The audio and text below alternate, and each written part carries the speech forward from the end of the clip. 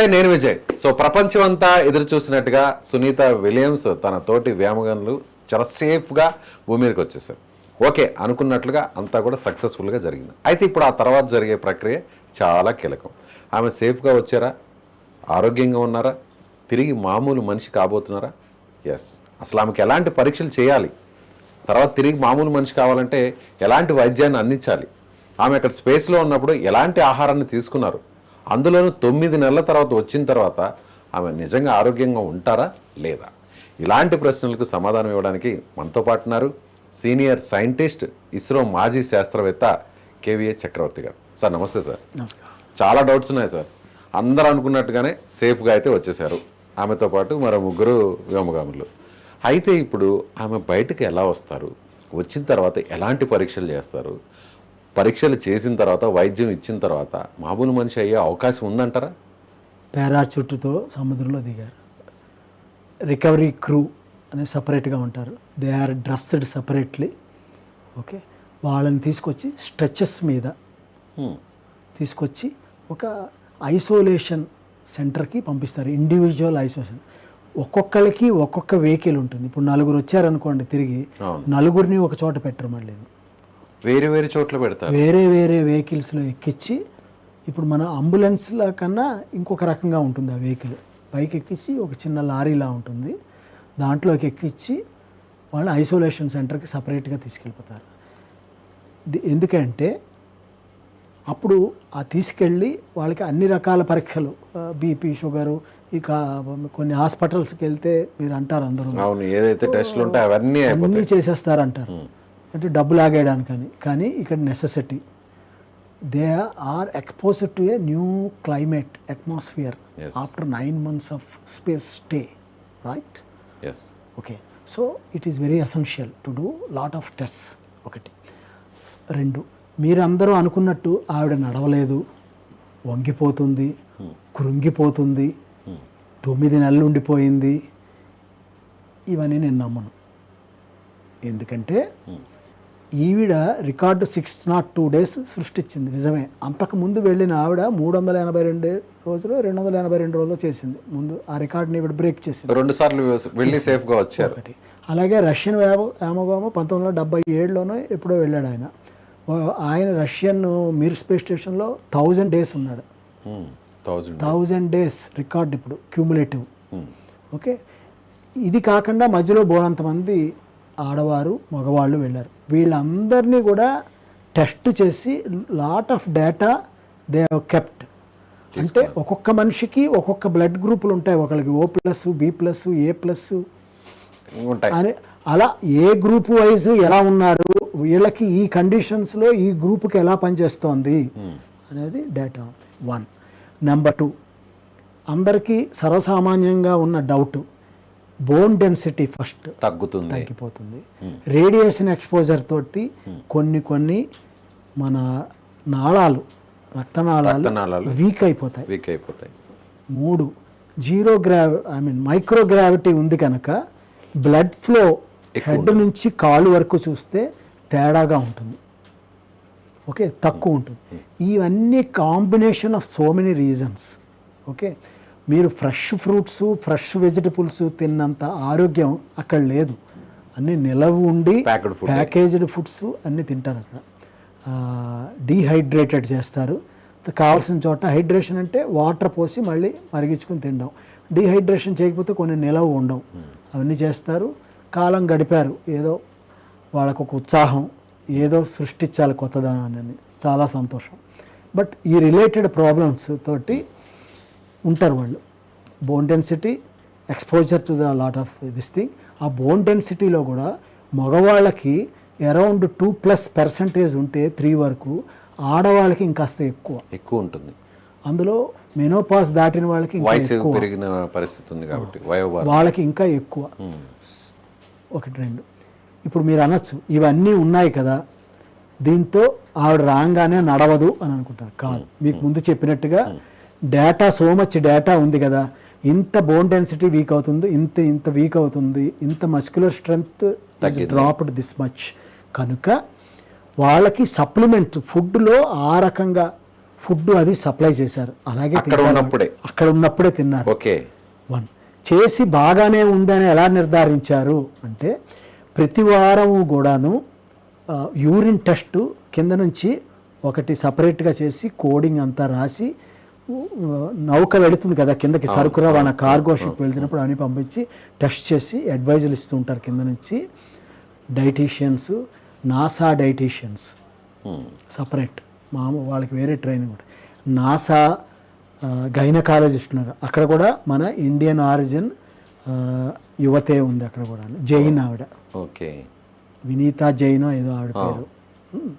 ఆవిడ అక్కడ పనిచేస్తుంది వీళ్ళందరికీ సపోర్టివ్గా. ప్రవాస భారతీయ గైనకాలజిస్ట్. ఓకే. ఫుడ్ అన్నారు సార్ మధ్యలో ఒక చిన్న క్వశ్చన్. ఫుడ్ అన్నారు, ఎలాంటి ఫుడ్?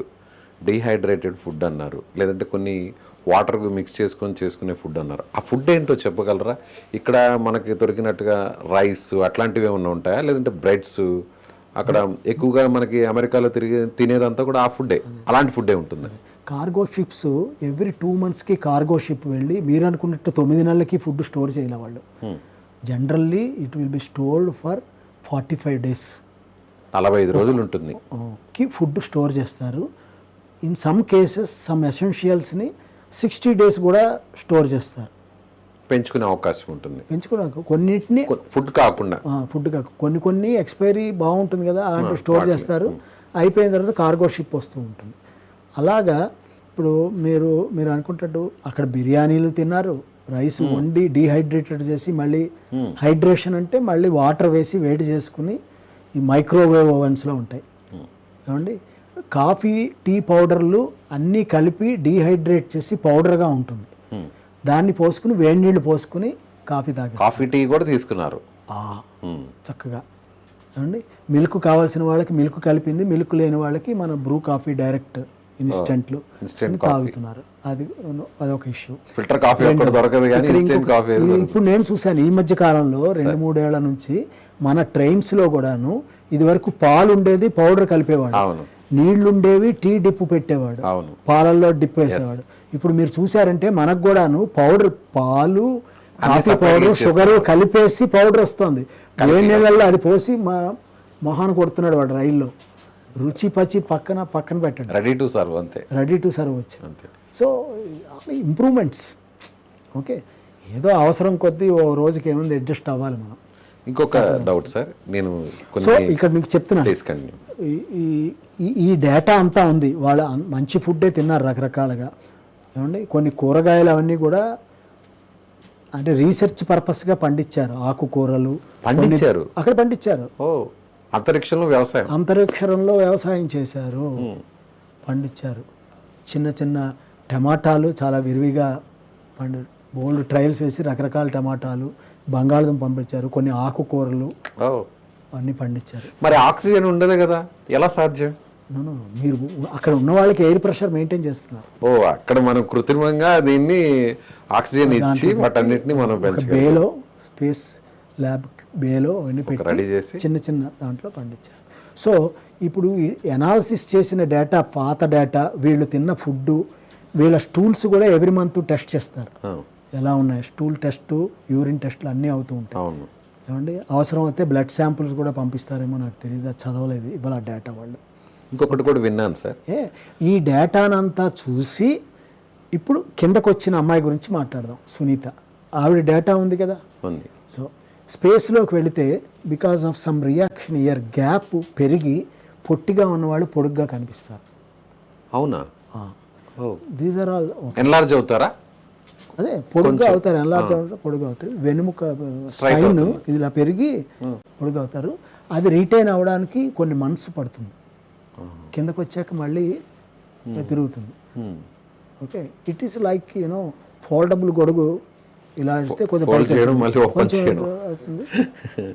అలాగే సార్, ఇంకొకటి కూడా విన్నాను, అంటే వాళ్ళ యూరిన్ ని రీసైక్లింగ్ చేసి దాన్ని వాటర్ గా తీసుకుంటారు, కన్జ్యూమ్ చేస్తారు వాటర్ గా. నిజమేనా? నిజమేనండి. అక్కడ ఉండే పదార్థాలని ఎక్సెప్ట్ యువర్ స్టూల్స్, మలం తప్ప, అండ్ మలము, యూరిన్లో కూడా లేడీస్కి పీరియడ్స్ టైంలో వచ్చే యూరిన్ ముందు 3 రోజులు తర్వాత 6 రోజులు యూరిన్ తప్పించి మిగతావన్నీ రీసైకిల్ చేసి వాడతారు. రీసైక్లింగ్ చేసి వాడతారు. రీసైకిల్ చేసి తాగుతారు. అది వినడానికి కొంచెం అబ్బెట్టుగా అనిపిస్తున్నా కూడా చార్కోలు ఇంకా సమ్ ప్రొప్రైటరీ కెమికల్స్ ద్వారా అవన్నీ ఫిల్టరేషన్ సిస్టమ్స్ ఉన్నాయి. వినడానికి ఎందుకు అనుకోవాలి సార్? చూడండి, మన చరిత్ర చెప్తోంది, మన పూర్వీకులు చెప్పారు.